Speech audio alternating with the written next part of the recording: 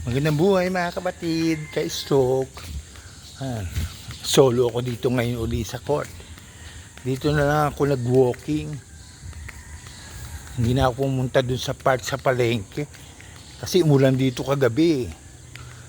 Basa ang lupa at mapuputik. Kaya dito na lang ako. Wala naman tao. Ang sarap ng tulog ko. Naku. Malamig dahil umulan. Diyan ba sa inyo ulan din? Di ba minsan may lugar na hindi umuulan. Pero dito, umulan.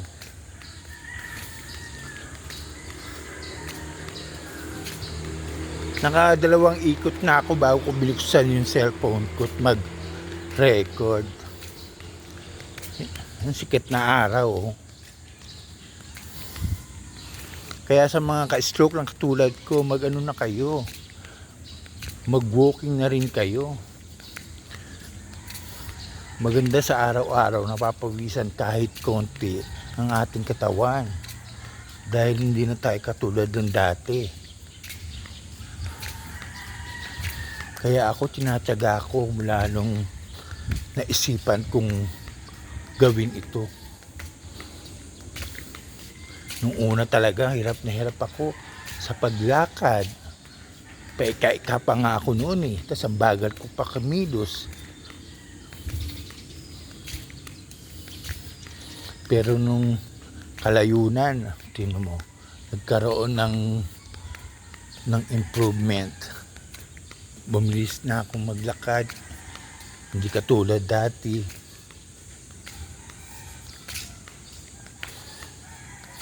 Iba rin na pala nagagawa nito sa katulad nating stroke.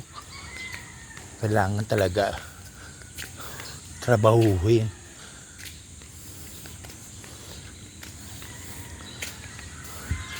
Noon dati, nung pagka-stroke ko, talagang lagi lang ako nakaupo. Nandun lang ako sa bahay. Paisip-isip. Ewan ko, bigla na lang nag-iba din yung isip ko. Ganito lang ginawa ko. Kasi hindi naman ako yung talagang bedridden eh. Bakit magpapakaganon ako? Kaya naisip ko, nanghina lang naman, nawalan lang lakas ang aking apektadong katawan dahil sa stroke. Bakit ako magpapakalugmok? Kaya nga kahit ganito, tinutok ko talaga.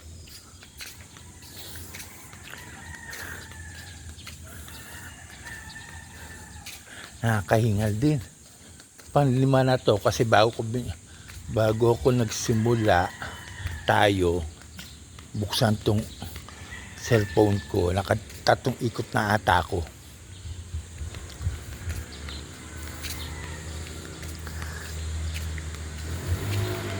Ang sarap din ng umulan kagabi.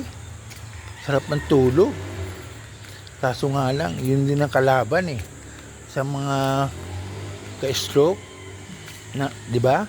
Minsan sumasakit yung sa akin sumasakit yung buto ko, tsaka ugat, tsaka laman. Ewan ko sa iba, yung iba naman daw naninigas yung mga kalamnan.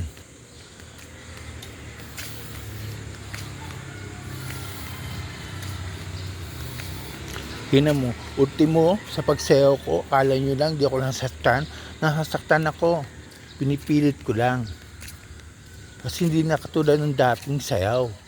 Nakaya ko lahat. Kaya kong mag-iba ng place. Dipad dito, dipad doon.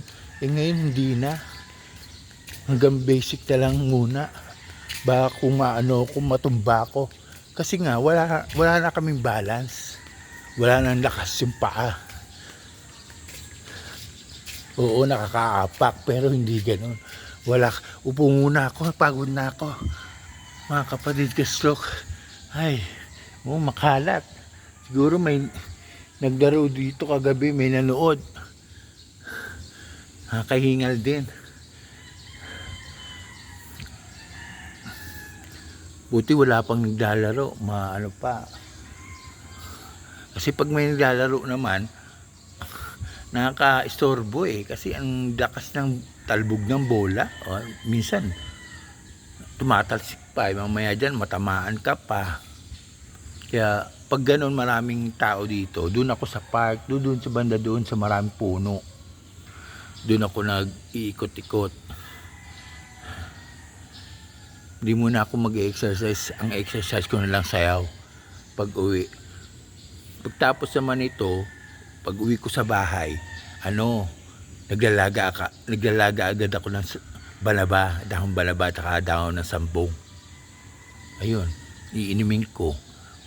Wala pa ang laman tiyan ko. Mabuti daw yung basta maligamgam na. Nahirapan pa rin ako magsalita. Hindi pwede sa akin mabilis magsalita, lalong nabubulol. Kasi nga tumabingi yung bunganga ko. Yun, saka ako kakain ng almusal. Minsan nga makain pa rin ako ng tinapay kahit bawal. Minsan hindi ko matiis. Wala naman akong ibang kakainin. Kundi yun lang yung madali bilhin. Tinapay. Pero 2 piraso lang ganun. Hindi naman araw-araw. Minsan hindi na ako nag-aalmusal. Tanghalian na kaagad. Yung paglulutuin na ako lang ate ko yun. Ay, naku, may pusa pa. Ami! Ami! Ayaw lumapit.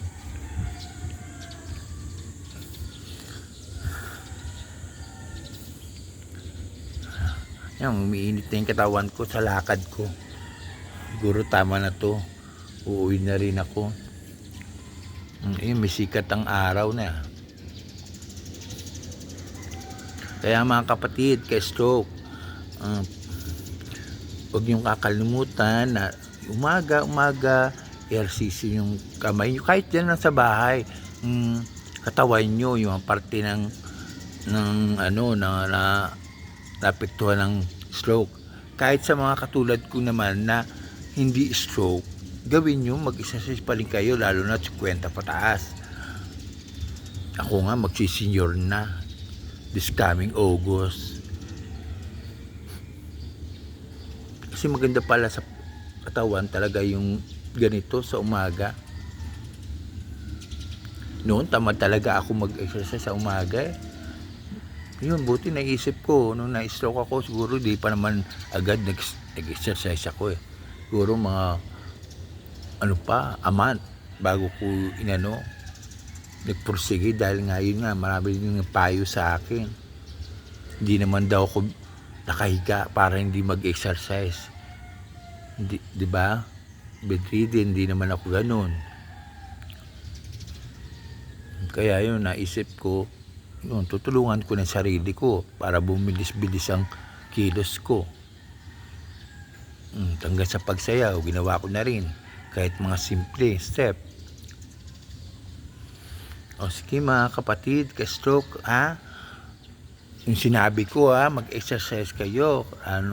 Lalo na yung katulad ko, anong lagay. Kasi nasa inyo rin talaga ang kagiginhawa at kagagaling natin nyo ng recovery. Then makita. Ito, pauwi na ako. Bye-bye, hanggang sa muli.